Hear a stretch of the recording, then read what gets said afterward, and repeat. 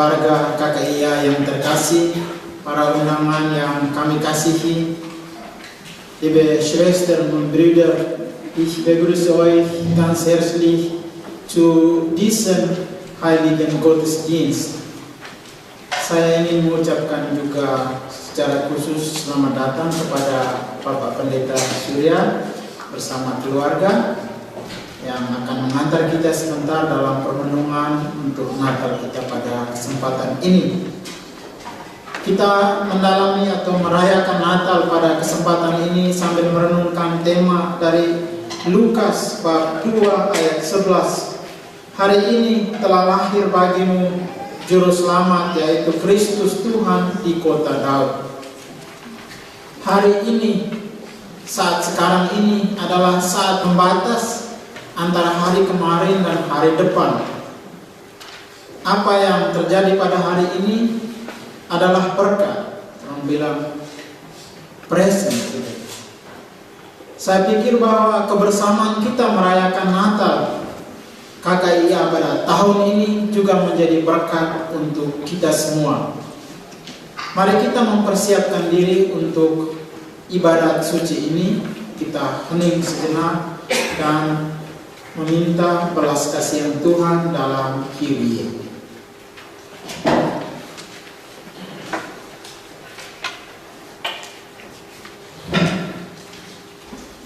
Tuhan Yesus Kristus, Engkaulah rahmat Allah yang nampak, membawa cahaya terang benderang dalam kegelapan dunia.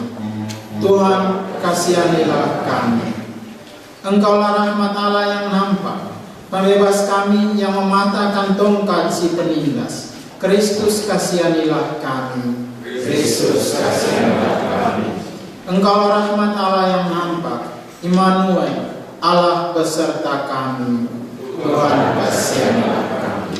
Semoga Allah yang Maha Kuasa mengasihani kita, mengampuni dosa kita, dan menghantar kita ke hidup yang kekal. Amin. Mari kita mengumandangkan pujian dan memuliakan Allah yang telah menganugerahkan putranya untuk kita sebagai penyelamat dunia. Kita menyanyikan lagu Gloria.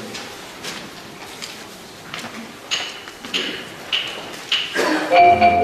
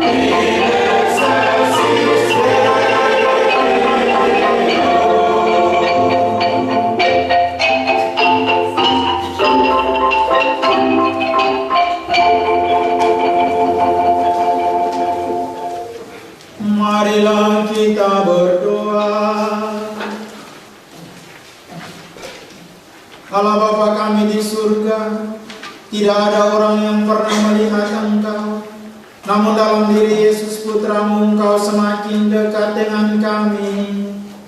Dialah cahaya dalam kegelapan kami, keselamatan dalam bahaya, dan kedamaian dalam kegelisahan kami. Bukalah kiranya hati dan budi kami, agar kami dapat mengenal dan memahami betapa besar cinta kasih-Mu kepada kami. Demi Yesus Kristus Putra-Mu Tuhan dan pengantara kami, yang hidup dan berkuasa bersama dengan Dikau dan Roh Kudus, Allah sepanjang segala masa.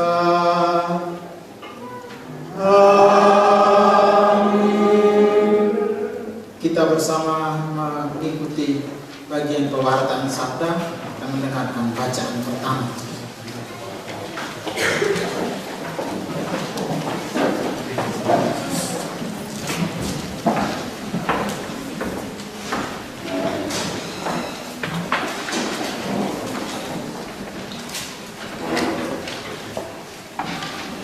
Bacaan diambil dari kitab Nabi Yesaya pasal 9 ayat 1 sampai 6.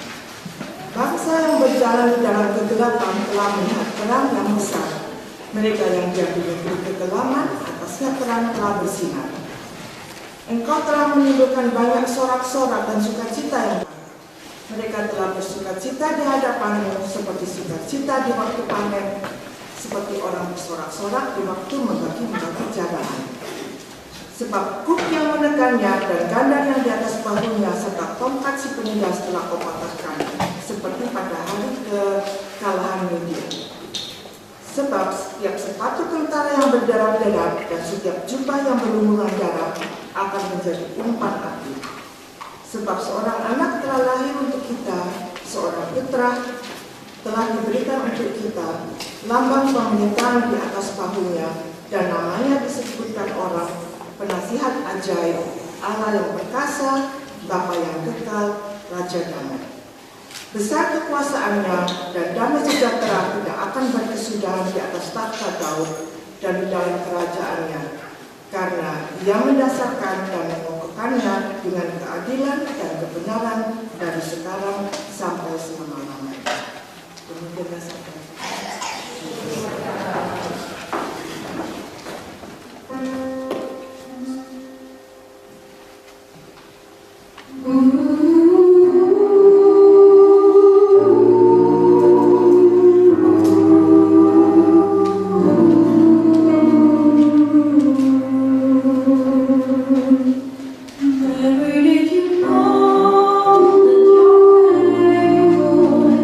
Someday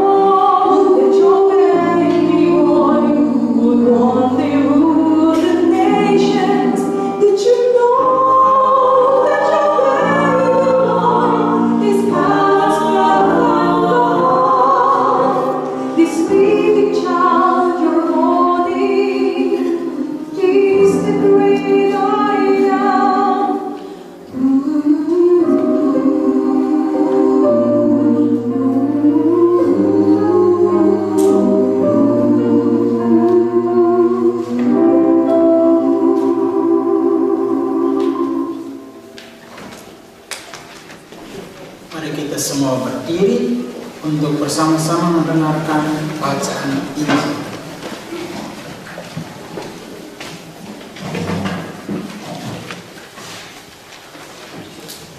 Tuhan sertamu dan sertamu juga. Inilah Injil Tuhan kita Yesus Kristus menurut Lukas. Dimuliakanlah Tuhan. Pada waktu itu, Kaisar Agustus mengeluarkan suatu perintah, menyuruh mendaftarkan semua orang di seluruh dunia. Inilah pendaftaran yang pertama kali diadakan sewaktu Kirenius menjadi wali negeri di Syria. Maka pergilah semua orang mendaftarkan diri masing-masing ke kotanya sendiri. Demikian pula Yusuf pergi dari kota Nazaret di Galilea ke Yudea, ke kota Daud yang bernama Betlehem, karena ia berasal dari keturunan dan keluarga Daud, supaya didaftarkan bersama-sama dengan Maria tunangannya yang sedang mengandung. Ketika mereka di situ, tibalah waktunya bagi Maria untuk bersalin. Dan ia melahirkan seorang anak laki-laki, anaknya yang sulung. Lalu dibungkusnya dengan lampin dan dibaringkannya di dalam palungan, karena tidak ada tempat bagi mereka di rumah penginapan. Di daerah itu ada gembala-gembala yang tinggal di padang menjaga kawanan ternak mereka pada waktu malam. Tiba-tiba berdirilah seorang malaikat Tuhan di dekat mereka, dan kemuliaan Tuhan bersinar meliputi mereka, dan mereka sangat ketakutan. Lalu kata malaikat itu kepada mereka, "Jangan takut, sebab sesungguhnya aku memberitakan kepadamu kesukaan besar untuk seluruh bangsa. Hari ini telah lahir bagimu juru selamat, yaitu Kristus Tuhan di kota Daud. Dan inilah tandanya bagimu. Kamu akan menjumpai seorang bayi dibungkus dengan lampin dan terbaring di dalam palungan." Dan tiba-tiba tampaklah bersama-sama dengan malaikat itu sejumlah besar bala tentara surga yang memuji Allah, katanya, "Kemuliaan bagi Allah di tempat yang maha tinggi, dan damai sejahtera di bumi di antara manusia yang berkenan kepadanya."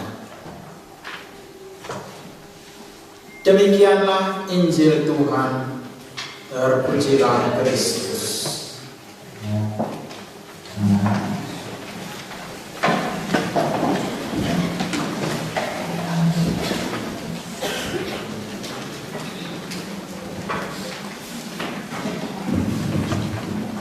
Selamat sore Bapak Ibu dan Saudara yang saya kasihi di dalam Tuhan Yesus Kristus. Puji Tuhan, hari ini kita bisa merayakan Natal bersama-sama. Di Indonesia ada pepatah, tak kenal maka tak sayang. Jadi izinkan saya pertama-tama untuk memperkenalkan diri. Nama saya Surya Hareva. Papa saya orang Nias dan mama saya orang Jawa. Nias dan Jawa digabung ninja. Mungkin karena itu juga Tuhan memberikan saya satu berkat. Setelah saya lulus SMA, saya mendapatkan beasiswa dari pemerintah Jepang untuk belajar di Jepang, mengambil S1 di bidang ekonomi. Kemudian di Jepang, selama di Jepang saya melihat banyak orang Jepang yang belum pernah mendengar berita tentang Tuhan Yesus, sehingga saya merasa terpanggil untuk melayani Tuhan secara full timer. Lalu setelah selesai S1 saya melanjutkan sekolah teologi di Jepang. Lalu kemudian saya melayani di sebuah gereja berbahasa Indonesia di Jepang. Disitulah saya bertemu dengan Bapak Victor Siregar, Bapak Basuki, dan melayani di sana.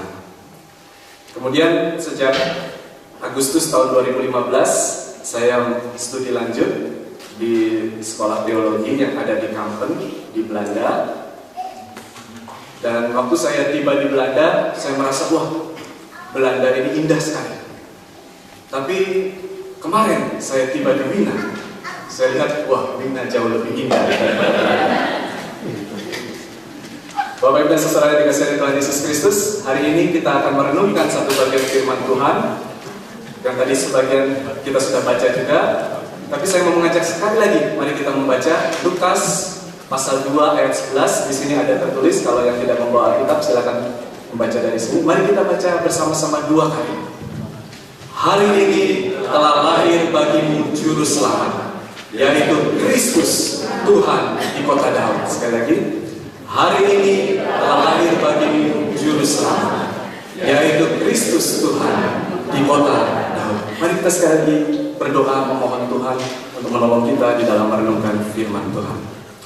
Bapa di dalam surga, Bapa yang kami kenal dan kami sembah di dalam nama Tuhan Yesus Kristus, kami sungguh bersyukur Tuhan untuk kesempatan saat ini. Kami boleh bersama-sama merayakan hari kelahiran-Mu. Kami bersyukur juga Tuhan sudah mengizinkan kami untuk membaca sebagian dari firman Tuhan. Kami mohon belas kasihan Tuhan hari ini, untuk kami boleh mengerti firman Tuhan. Firman Tuhan yang mungkin sudah sering kami dengar, firman Tuhan yang mungkin sudah sering kami baca. Tapi biarlah hari ini Tuhan memberikan kepada kami pengertian yang segar, pengertian yang baru lagi, untuk kami sungguh menjadi pelaku firman Tuhan secara nyata di dalam kehidupan kami hari lepas hari. Tolong hamba-Mu yang lemah dan terbatas ini untuk bisa menyampaikan kebenaran firman Tuhan kepada setiap kami yang ada di tempat ini, sehingga tidak ada satu orang pun yang datang ke tempat ini pulang tanpa membawa berkat Tuhan.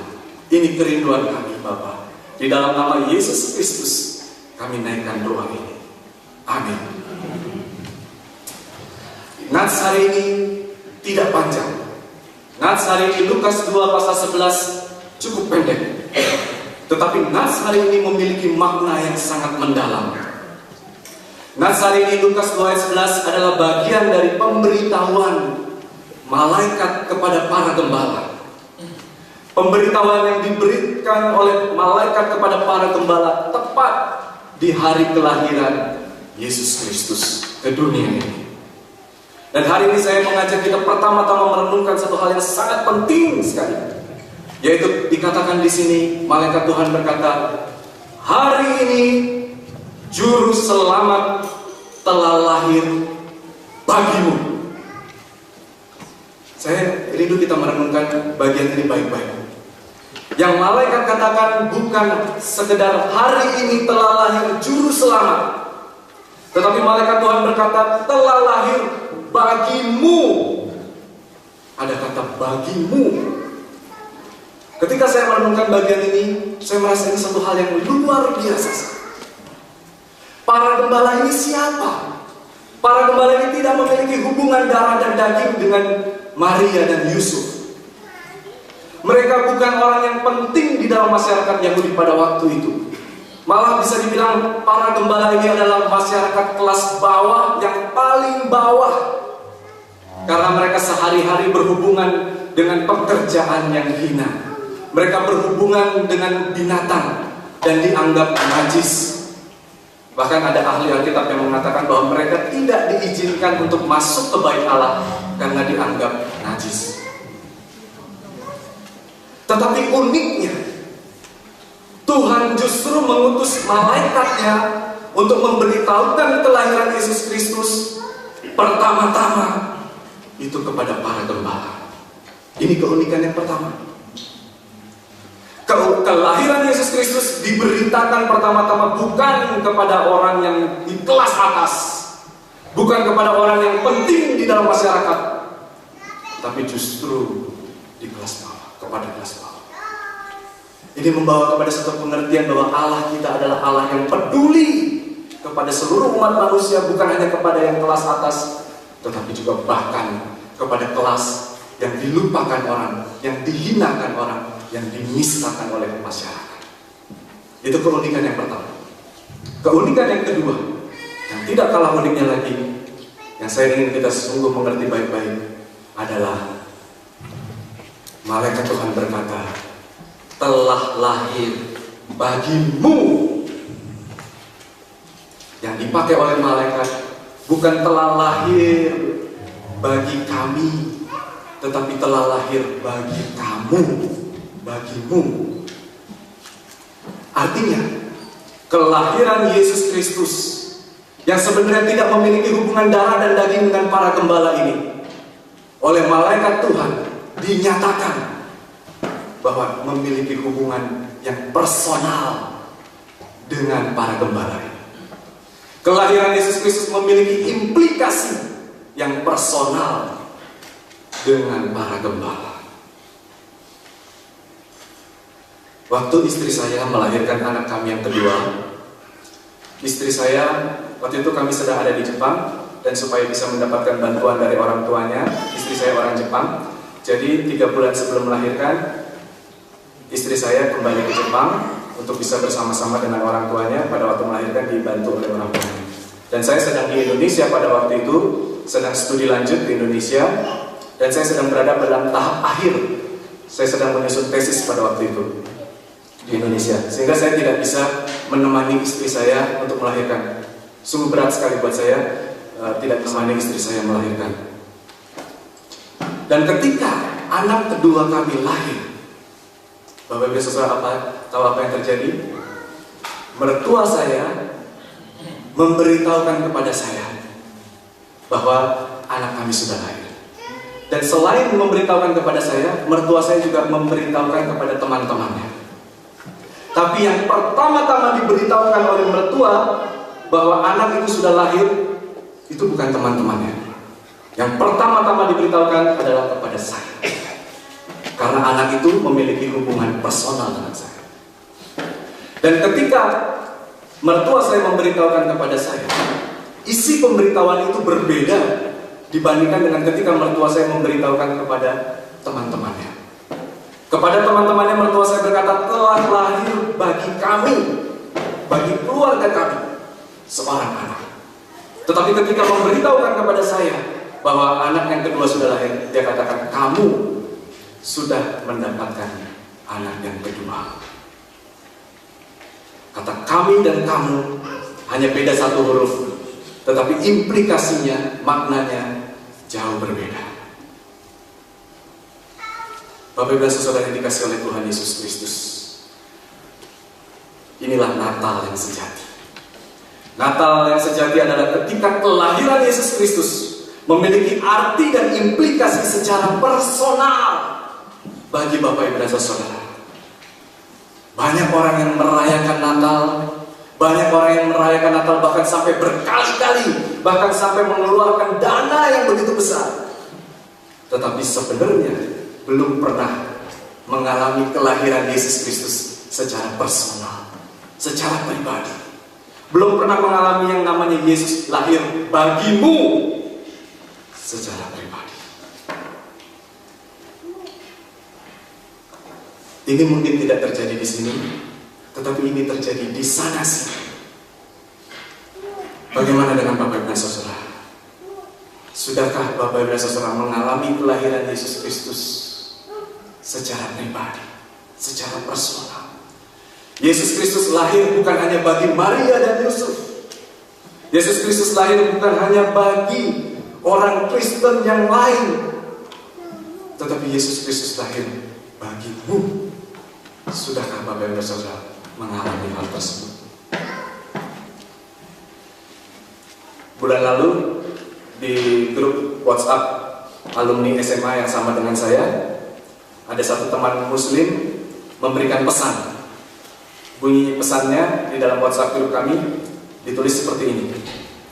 Dia teman muslim ya, jadi dia tulisannya seperti ini.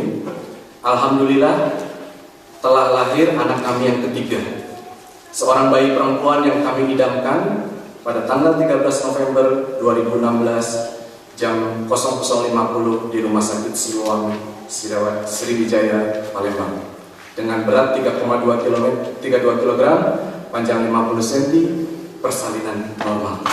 Mohon doa semoga anak kami menjadi anak yang solehah.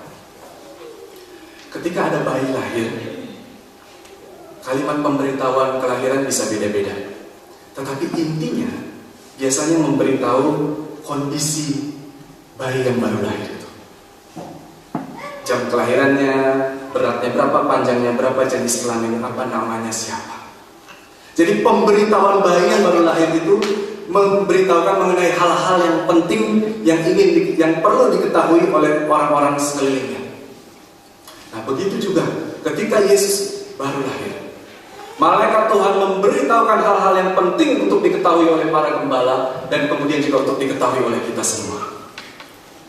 Malaikat Tuhan memberitahukan siapa yang baru lahir ini, siapa Yesus ini yang baru lahir ini. Dan di sini dalam satu ayat yang pendek ini kita bisa melihat paling tidak ada 3 gelar yang disebutkan oleh malaikat Tuhan mengenai Yesus. Yang pertama Juru Selamat, yang kedua Kristus, yang ketiga Tuhan. Jadi ketiga gelar ini juga kita sudah sering kali mendengarnya, kita bahkan sudah sering kali mempergunakannya. Tapi mungkin kita jarang mengambil waktu untuk merenungkan makna dari masing-masing ketiga gelar ini. Gelar yang pertama Juru Selamat. Kata asli dari Juru Selamat ini memiliki makna sebagai pembebas, penolong, pelindung.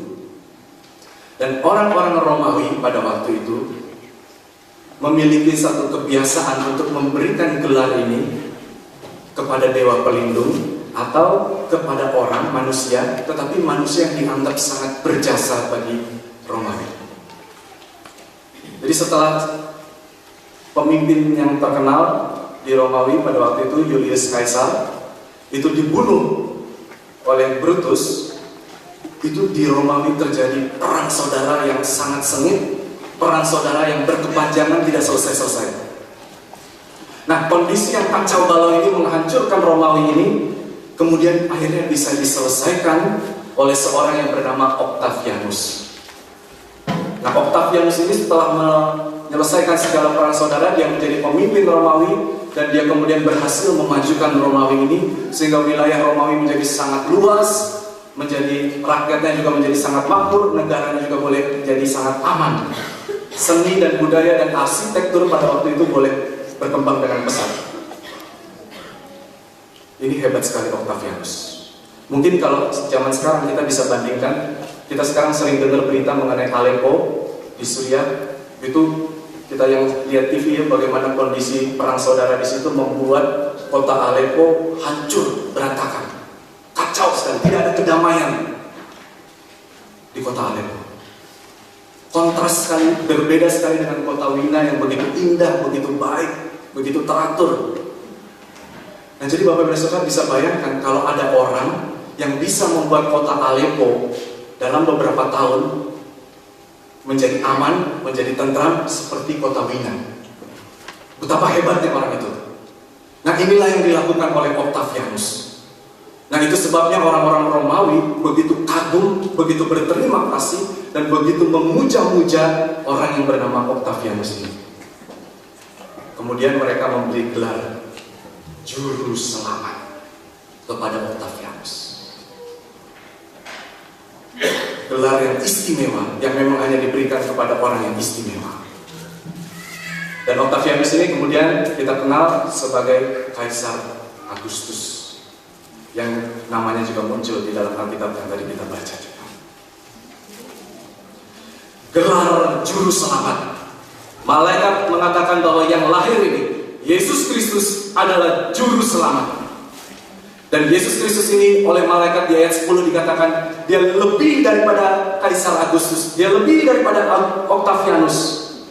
Karena kalau Octavianus hanya menjadi Juru Selamat bagi Romawi, tetapi Yesus ini menjadi Juru Selamat. Di ayat 10 dikatakan bukan cuma Romawi saja, tetapi dunia. Jauh lebih besar, jauh lebih luas daripada yang bisa dilakukan oleh seorang yang sangat hebat yang bernama Octavianus ini. Octavianus bisa membawa perdamaian di Romawi, tapi Yesus Kristus sebagai Juru Selamat membawa ketenangan, membawa keselamatan, bukan hanya antar manusia, tetapi yang terutama antara Allah dengan manusia. Karena antara Allah dan manusia ada jurang yang sangat mendalam. Karena manusia sudah berdosa, manusia sudah memberontak kepada Tuhan Allah. Hari Rabu yang kemarin, baru saja Rabu kemarin ini di kampus kami ada satu diskusi antara mahasiswa-mahasiswa yang kita melihat bagaimana kondisi zaman sekarang. Orang-orang zaman sekarang, khususnya di Eropa ini, banyak orang yang tidak lagi merasa diri sebagai orang berdosa. Tidak mau disebut sebagai orang berdosa. Kenapa? Karena mereka berpikir bahwa yang namanya dosa itu adalah sebatas tindakan kriminal. Merampok, membunuh, memperkosa. Oh, kami orang Eropa tidak melakukan itu. Andai kata di Eropa ada hal-hal seperti itu dilakukan oleh para pengungsi, bukan oleh kami. Mereka orang berdosa, tapi kami bukan orang berdosa. Jangan sebut kami orang berdosa. Tetapi Bapak Ibu Saudara, pemahaman dosa yang seperti itu adalah pemahaman yang tidak sesuai dengan firman Tuhan. Karena firman Tuhan, kalau Bapak Ibu Saudara melihat di kitab Kejadian di pasal yang ketiga, kitab Kejadian itu kitab paling pertama dalam Alkitab. Di situ kita bisa melihat esensi dosa. Itu bukan hanya sekedar tindakan kriminal seperti merampok ataupun membunuh ataupun memperkosa. Lebih daripada itu, kita bisa melihat Adam dan Hawa disebut jatuh dalam dosa. Itu bukan hanya karena tindakan memakan buah. Kalau tindakan memakan buahnya itu sendiri itu bukan dosa. Kenapa Adam dan Hawa dikatakan jatuh di dalam dosa? Karena buah yang dimakan adalah buah yang dilarang oleh Tuhan. Firman Tuhan mengatakan jangan sekali-kali makan buah pohon pengetahuan yang baik dan yang jahat itu. Tetapi Adam dan Hawa memakannya.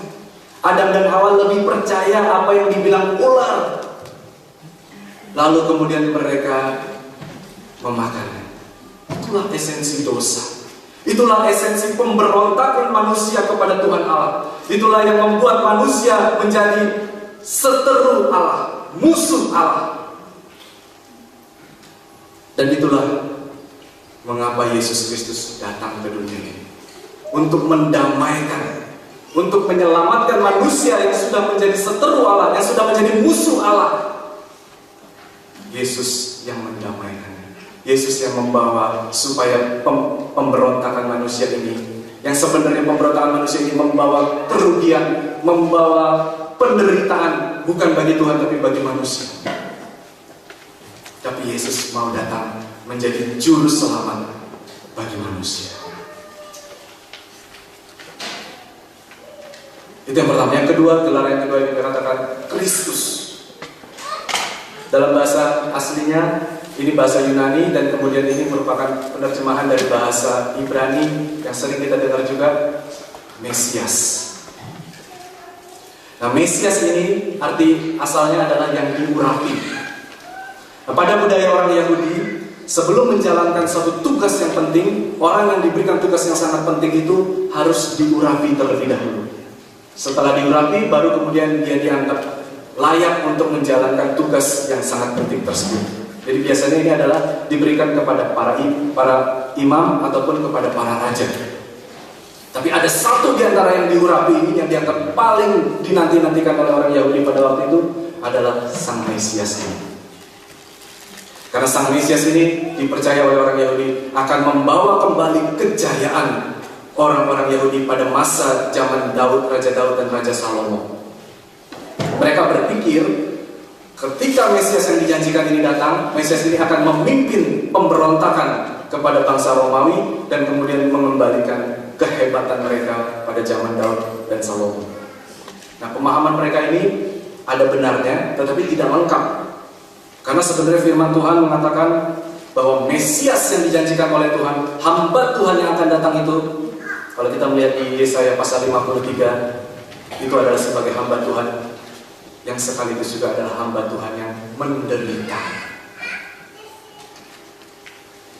Mesias yang menanggung penderitaan, bukan Mesias yang akan memimpin pemberontakan militer, tetapi Mesias yang akan menderita, yang bahkan kita akan memandang wajahnya pun kita merasa, wah, ini orang begitu menderita sekali, begitu hina sekali. Tahun 2004, Bapak Ibu dan Saudara masih ingat, Mel Gibson itu menyutradarai satu film yang sangat terkenal sekali, sangat sukses sekali, The Passion of the Christ. Kisah sengsara Sang Kristus. Ini film unik karena berbeda dengan film-film Yesus yang pernah ada sebelumnya.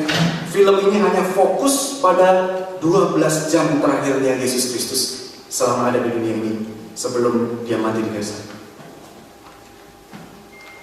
Walaupun ada berbagai kontroversi tentang film ini, tetapi saya melihat satu hal yang sangat positif dari film ini adalah ini film bisa membantu kita mengingatkan bahwa yang namanya Mesias, yang namanya Kristus, tugas utamanya itu adalah untuk mengerjakan karya penderitaan di kayu salib.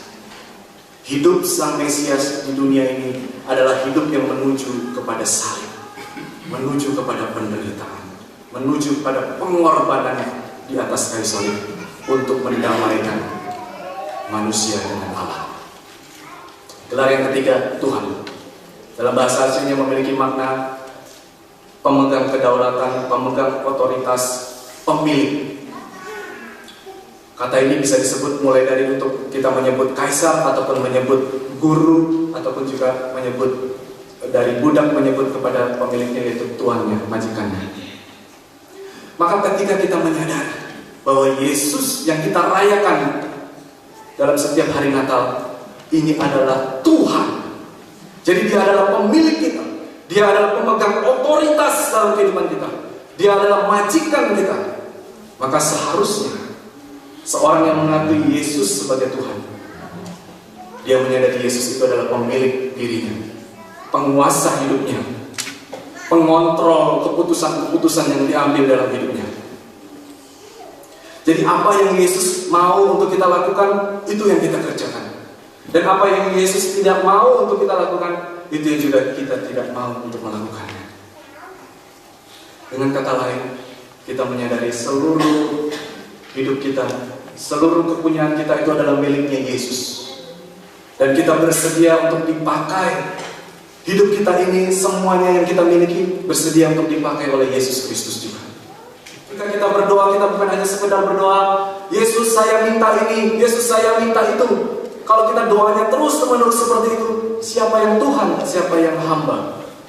Justru Tuhan jadi hambanya kita minta ini terus. Kita boleh minta karena doa, memang bagian dari doa adalah kita boleh memohon kepada Tuhan. Tetapi ketika kita mengatakan Yesus itu Tuhan, selayaknya lah doa kita bukan hanya sekedar Yesus saya minta ini, minta itu. Tapi justru kita katakan Yesus, Engkau pemilik aku. Hidupku, hartaku, semua yang aku miliki, milikmu. Silahkan pergunakan sesuai dengan kehendak-Mu. Itulah doa yang selayaknya dilakukan oleh orang-orang yang menyebut Yesus sebagai Tuhan. Ada seorang pemuda yang tampan, yang pintar belajar dan pintar pidato. Tapi kemudian pemuda ini mempergunakan hidupnya untuk hidup di dalam dosa. Dia sukanya pesta pora, dia sukanya main perempuan, dan bahkan dia kemudian ikut ajaran agama lain. Sampai satu hari, dia kemudian tiba-tiba mendengar suara anak kecil. Suara anak kecil itu berbunyi, ambillah, bacalah. Ambillah, bacalah. Ambillah, bacalah. Lalu pemuda ini melihat di mejanya ada Alkitab. Lalu kemudian dia ambil itu Alkitab. Dia buka, pas sekali ketika dia membuka, itu Roma 13 ayat 13. Gampang hafalinnya ya, Roma 13 ayat 13. Bapak Ibu kalau ada yang bawa Alkitab silahkan dibuka. Saya akan bacakan bagi Bapak Ibu. Roma 13 ayat 13 bunyinya seperti demikian. Marilah kita hidup dengan sopan, seperti pada siang hari. Jangan dalam pesta pora dan kemabukan. Jangan dalam percabulan dan hawa nafsu. Jangan dalam perselisihan dan iri hati. Membaca ayat ini, pemuda ini kemudian langsung berurai air mata. Dia menangis. Dan dia katakan, apa yang ditulis oleh ayat ini adalah saya. Hidup saya adalah seperti ini. kemudian dia sungguh-sungguh bertobat dan dia mempersembahkan hidupnya untuk digunakan oleh Tuhan Yesus. Pemuda ini bernama Agustinus, seorang yang kemudian menjadi bapa gereja di abad 4 dan 5 Masehi. Seorang yang memiliki tulisan-tulisan yang begitu mendalam, begitu berkualitas, sehingga bahkan sampai sekarang pun tulisannya beliau ini masih terus dipelajari oleh orang-orang Kristen, baik oleh orang-orang Katolik maupun juga oleh orang-orang Protestan. Ini contoh nyata seorang yang mengalami Yesus telah lahir bagimu. Seorang yang kemudian menyadari Yesus Kristus itu adalah sungguh juru selamat. Yesus Kristus itu adalah Kristus, dan bahkan Yesus itu adalah Tuhan. Bapak Ibu dan Saudara yang dikasihi oleh Tuhan Yesus Kristus, saya ingin menutup renungan malam hari ini dengan mengajak kita merenungkan. Kita sebagai orang-orang yang dibesarkan di lingkungan Kristen, kita seringkali bingung, apakah saya ini sudah mengalami kelahiran Yesus secara pribadi atau belum? Karena setiap hari dari kecil, bahkan ada orang yang bilang, sudah dari sejak kandungan ibu saya pergi ke gereja. Jadi bingung, apakah sebenarnya sudah mengalami kelahiran Yesus secara pribadi atau belum? Nah, ada dua cara mudah untuk mengeceknya, dan saya ingin ini menjadi satu perenungan buat kita sebagai renungan Natal malam hari ini. Yang pertama, cara mengeceknya apakah Yesus itu sudah lahir bagimu atau belum. Pertama adalah kita bisa mengecek, pernahkah di dalam hidup kita menyadari seperti yang disadari oleh Agustinus tadi. Kita menyadari yang disebut orang berdosa itu bukan dia atau bukan orang itu, tapi yang disebut orang berdosa itu saya. Sayalah orang berdosa itu. Sayalah orang yang sudah memberontak terhadap Tuhan. Sayalah yang adalah orang yang sudah lebih percaya kepada omongan yang lain selain dari firman Tuhan. Lalu kemudian membuka hati untuk mengundang Yesus Kristus masuk ke dalam hidup saya. Nah, kalau Bapak Ibu Saudara satu kali pun belum pernah dalam hidup Bapak Ibu Saudara memiliki pengalaman yang seperti ini, memiliki pemahaman yang seperti ini, kemungkinan besar Bapak Ibu Saudara belum pernah mengalami kelahiran Yesus secara pribadi. Yang kedua cara mengeceknya, yaitu seberapa besar Yesus mempengaruhi kehidupan sehari-hari Bapak Ibu dan Saudara-saudara. Sidang KWI tahun 2016 ini ditutup dengan memberikan satu kesimpulan. Dikatakan kelahiran Yesus Kristus itu berarti adalah kepedulian terhadap hiruk-pikuk dunia ini. Tuhan adalah Tuhan yang peduli terhadap kehidupan sehari-hari kita. Jadi, kalau Yesus sudah sungguh-sungguh lahir secara pribadi di dalam hidup Bapak Ibu dan Saudara, seharusnya Yesus itu juga mempengaruhi hidup Bapak Ibu dan Saudara yang sehari-harinya juga. Mari kita renungkan, seberapa besar pengaruh Yesus di dalam pengaturan jadwal sehari-hari kita. Seberapa besar Yesus Kristus itu mempengaruhi keputusan kita di dalam pengaturan keuangan kita. Seberapa besar Yesus Kristus itu masuk di dalam pertimbangan kita untuk merencanakan masa depan kita. Kalau Yesus Kristus hanya mempengaruhi kegiatan Bapak Ibu dan Saudara di bulan Desember, kalau Yesus hanya mempengaruhi Bapak Ibu dan Saudara di dalam kehidupan di hari Minggu atau di hari Sabtu saja, kalau Yesus Kristus tidak memiliki pengaruh di dalam kehidupan Bapak Ibu dan Saudara dari hari Senin sampai dengan hari Jumat, kalau Yesus Kristus tidak mempengaruhi kehidupan Bapak Ibu dan Saudara di tempat kerja, di tempat studi, di tempat kita sedang refreshing, itu sebenarnya Yesus Kristus belum lahir di kehidupan Bapak Ibu dan Saudara. Ketika Tuhan mengaruniakan anak ke dalam keluarga kami, teman-teman saya ikut bersuka cita. Teman-teman saya menyediakan waktu untuk mengirimkan ucapan selamat, menyediakan waktu untuk membelikan hadiah, bersedia untuk mengeluarkan uang untuk pergi jauh-jauh mengunjungi kami. Jadi kelahiran anak kami membawa pengaruh juga bagi kehidupan teman-teman saya. Tetapi pengaruh yang diberikan oleh anak kami terhadap teman-teman saya tidak pernah sebesar dengan pengaruh yang diberikan oleh anak kami kepada keluarga kami. Teman-teman saya tidak pernah sampai oleh karena kelahiran anak saya, kemudian mereka mengubah layout ruangan rumah. Itu tidak pernah terjadi dalam kehidupan mereka. Itu hanya terjadi dalam keluarga kami. Kehadiran anak kami membuat kami juga harus terbangun setiap malam karena tangisan sang bayi. Kehadiran anak kami di dalam kehidupan kami membuat kami juga kemudian harus sibuk untuk belajar bagaimana mengganti pampers dan kemudian berbagai kebutuhan anak. Perhitungan keuangan kami pun berubah oleh karena kelahiran anak di dalam kehidupan keluarga kami. Kiranya Natal tahun ini boleh menjadi Natal yang sejati bagi setiap Bapak Ibu dan Saudara di tempat ini. Natal di mana Yesus Kristus sungguh lahir secara pribadi, telah lahir bagimu dan membawa perubahan, membawa pengaruh yang signifikan di dalam kehidupan sehari-hari Bapak Ibu dan Saudara. Setiap kita boleh seperti Agustinus, mempersembahkan hidup kita, mempersembahkan kemampuan kita, mempersembahkan seluruh keberadaan kita untuk dipakai oleh Tuhan Yesus Kristus yang kita rayakan oleh. Mari kita berdoa. Sebelum saya tutup dalam doa, saya meminta setiap Bapak Ibu dan Saudara untuk merenungkan renungan Natal ini sekali lagi. Siapa di antara Bapak Ibu dan Saudara yang hari ini Roh Kudus Tuhan menggerakkan Bapak Ibu dan Saudara, menyadarkan bahwa sebenarnya Bapak Ibu dan Saudara dalam hidup ini belum pernah mengalami kelahiran Yesus secara personal, secara pribadi. Bapak Ibu dan Saudara sudah tahu Yesus lahir, tapi Yesus belum lahir bagi Bapak Ibu dan Saudara secara personal. Kalau ada, sebelum saya tutup dalam doa, saya mengajak Bapak Ibu dan Saudara berdoa secara pribadi. Katakan kepada Tuhan dengan jujur, dengan penuh kerendahan hati.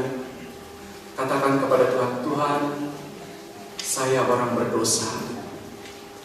Sayalah yang membuat Yesus harus turun ke dunia, mengerjakan karya keselamatan, mati di kayu salib untuk menebus saya, untuk menyelamatkan saya. Masuklah ke dalam hati saya, menjadi juru selamat saya, menjadi Kristus, dan bahkan menjadi Tuhan dalam hidup saya. Saya persembahkan seluruh hidup saya bagi Yesus. Silakan Bapak Ibu untuk berdoa secara pribadi masing-masing, dan kemudian saya akan menutup di dalam doa.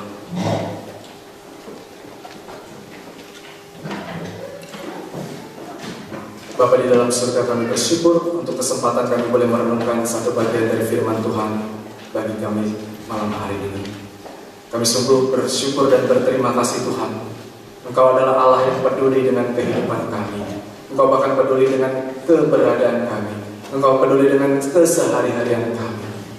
Dan biarlah kami juga menjadikan Yesus yang kami rayakan hari ini sebagai juru selamat, sebagai Kristus, sebagai Tuhan secara signifikan di dalam kehidupan kami sehari-hari juga. Terima kasih Tuhan untuk firman Tuhan yang sudah boleh kami dengar. Biar firman Tuhan ini boleh menjadi penghibur, boleh menjadi penegur, boleh juga menjadi petunjuk di dalam kami menjalani kehidupan kami selanjutnya. Di dalam nama Tuhan Yesus Kristus, Tuhan yang kami rayakan kelahirannya hari ini, kami naikkan doa ini. Amin. Bapak Ibu Saudara-saudari sekalian yang terkasih, kita akan memasuki saat teduh dan pemasangan di Natal, dan bersama menyanyikan lagu Malam Kudus. Mari kita memasang lilin Natal, kita pasang tadi.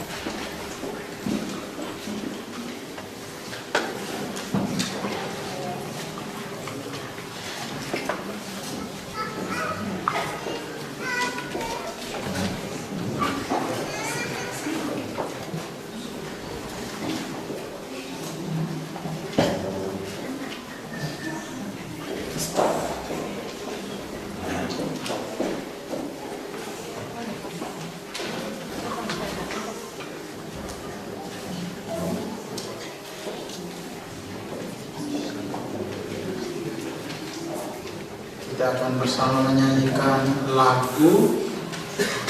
Ada 3 bahasa yang dipakai. Kita pertama menyanyikan lagu dalam bahasa Indonesia, lalu dalam bahasa Inggris, dan kemudian dalam bahasa Jerman.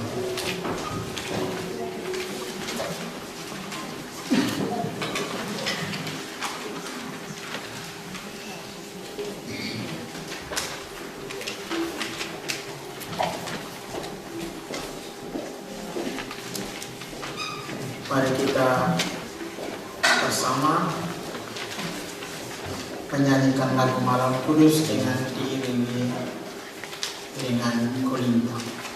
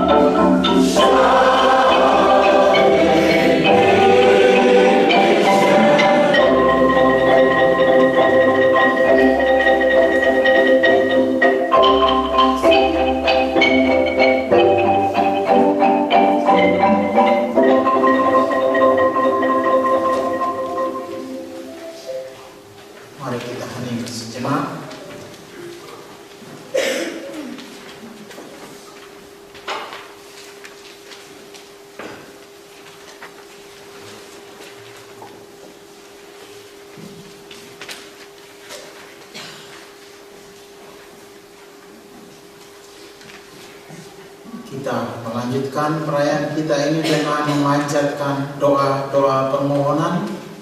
Saya mengundang sama saudara yang sudah dipercayakan untuk memanjatkan doa permohonan untuk ke panggung.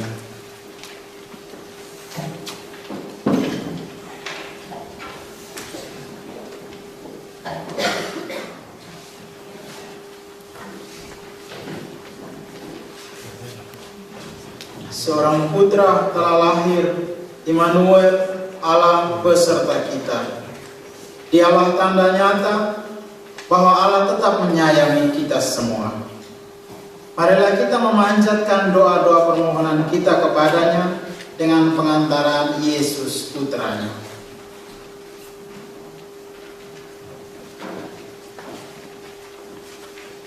Ya Bapa, semoga iman akan perutusan Yesus tetap mendorong gereja untuk selalu memperbaharui diri seturut kehendak-Mu.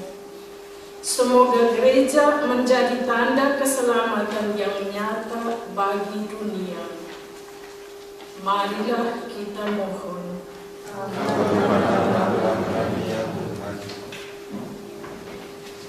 Ya Bapa, semoga nyanyian para malaikat benar-benar terwujud, sehingga di antara bangsa-bangsa dan antara manusia tercapailah perdamaian, bukan perang.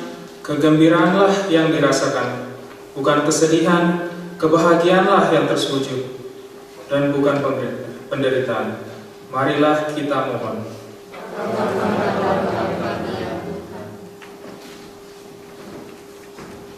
Bagi semua orang menderita, ya Bapa, semoga semua yang menderita, semua orang sakit, para pengungsi, para tawanan dan korban perang, mendapatkan tangan-tangan yang mau menolong dan menyelamatkan mereka. Bantulah mereka menemukan jalan yang paling tepat untuk keluar dari penderitaan mereka. Marilah kita mohon.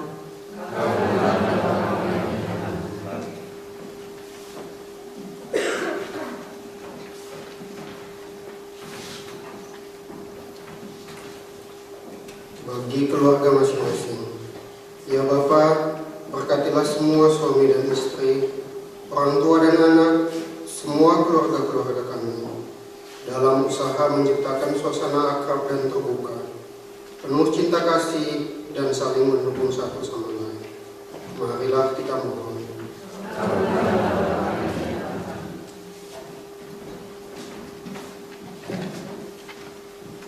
Bagi kamu pengembara, semoga seperti para gembala yang penuh semangat mewartakan kelahiran putramu, kaum muda kami pun tidak berputus asa, tetapi tetap mampu menghadapi tantangan hidup dengan penuh optimisme.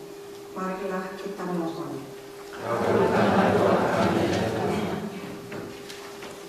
Bagi kakak Ia, ya Tuhan, sebagai satu keluarga, kami merayakan Natal ini. Bantulah kami agar tetap berkembang sebagai satu keluarga, saling mendukung dan menguatkan, serta mampu membiarkan damai sejati yang dibawa Kristus bertumbuh di antara kami. Marilah kita mohon.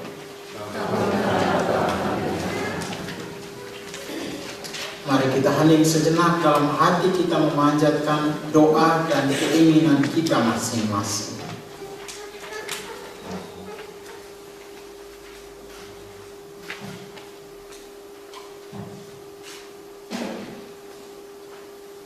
Marilah kita mohon, kabulkanlah doa kami ya Tuhan. Allah Bapa kami yang Maha Pengasih, demikianlah doa dan permohonan yang kami sampaikan kepadamu. Kabulkanlah semuanya dengan pengantaran Kristus Tuhan kami.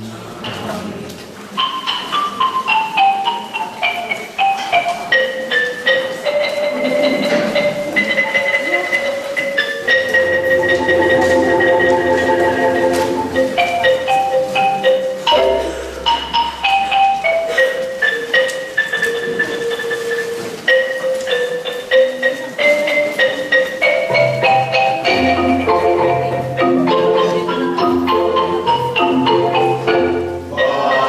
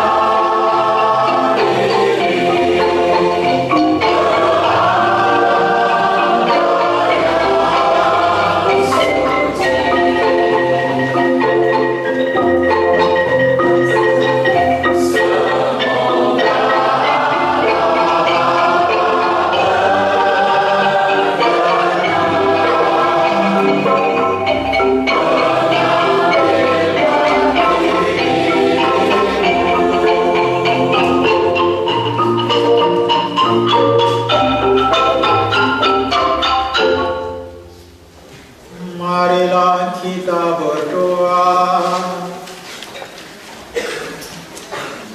Allah Bapa yang Maha Pengasih, berkenanlah kiranya menerima persembahan kami, lambang suka dan duka kami dalam hidup ini, dan terutama lambang syukur dan kegembiraan kami pada hari kelahiran putra-Mu. Semoga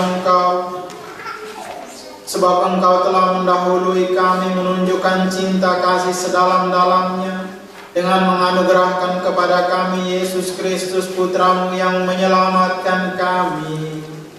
Dialah Tuhan dan pengantara kami, kini dan sepanjang masa.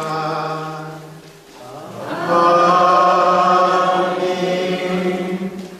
Kita akan bersama mendoakan atau menyanyikan lagu Bapa Kami. Kita diundang berdiri dan saling bergandengan tangan mendoakan, menyanyikan lagu Bapa Kami, dan setelah itu akan dilanjutkan dengan salam damai.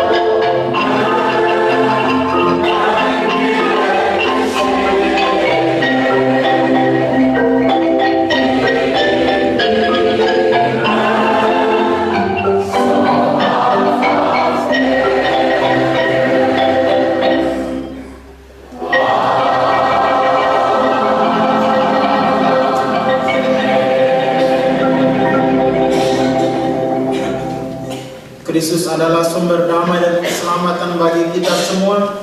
Mari kita memohon damai kepadanya. Tuhan Yesus Kristus, janganlah memperhitungkan dosa kami, tapi perhatikanlah iman gereja, dan restuilah kami supaya hidup bersatu dengan rukun sesuai dengan kehendak-Mu. Sebab Engkaulah pengantara kami kini dan sepanjang masa. Damai Tuhan bersamamu dan bersamamu. Kita bersama menyatakan damai dengan saling berjabat tangan.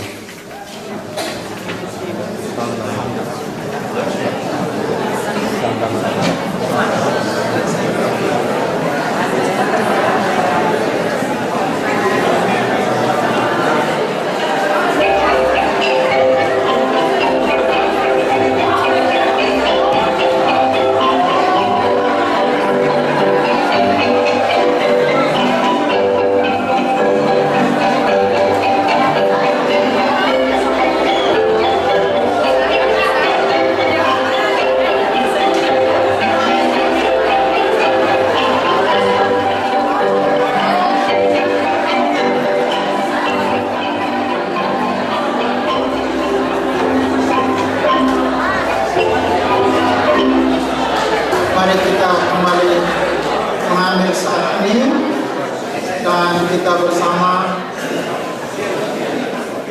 memanjatkan syukur lewat lagu.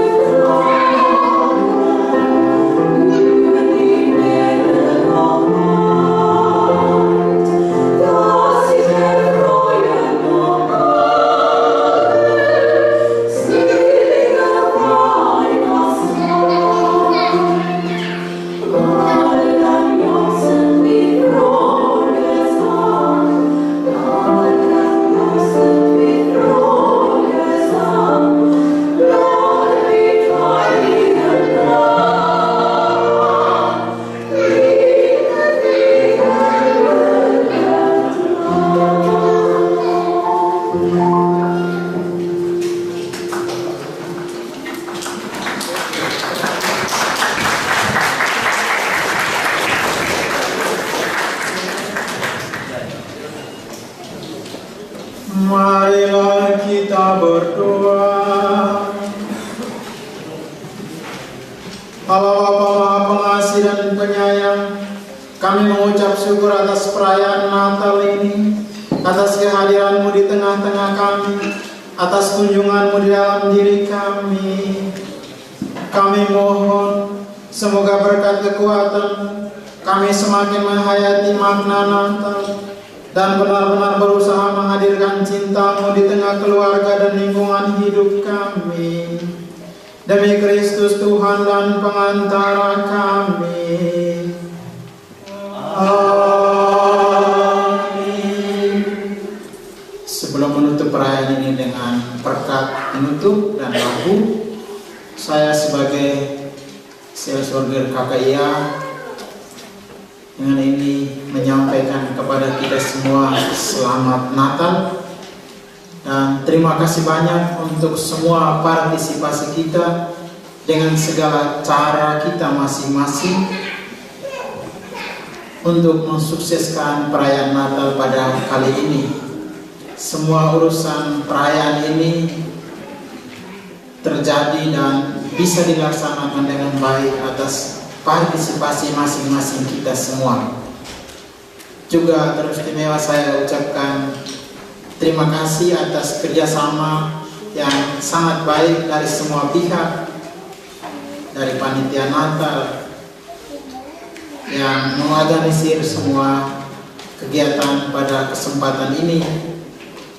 Juga dari semua pihak, saya tidak perlu sebutkan satu persatu, yang dengan caranya sendiri telah memberikan bantuan, baik bantuan moral maupun materi untuk kesuksesan acara kita pada kesempatan ini. Saya ingin, kalau boleh, saya ingin mengucapkan terima kasih secara khusus kepada Pak Pendeta yang membantu kita, membawa kita merenungkan makna Natal kali ini dengan lebih baik. Terima kasih banyak juga untuk keluarga,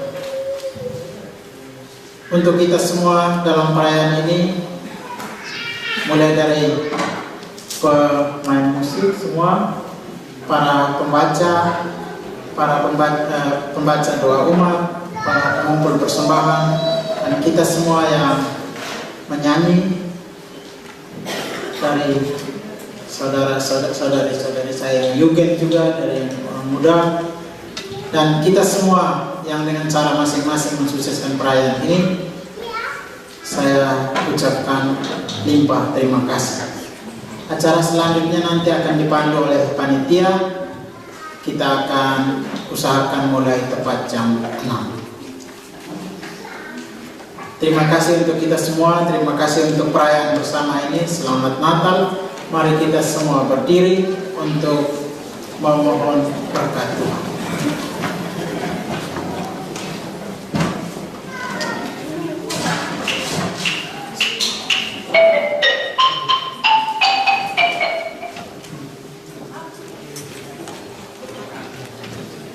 Mari kita hening dan memohon berkat Tuhan.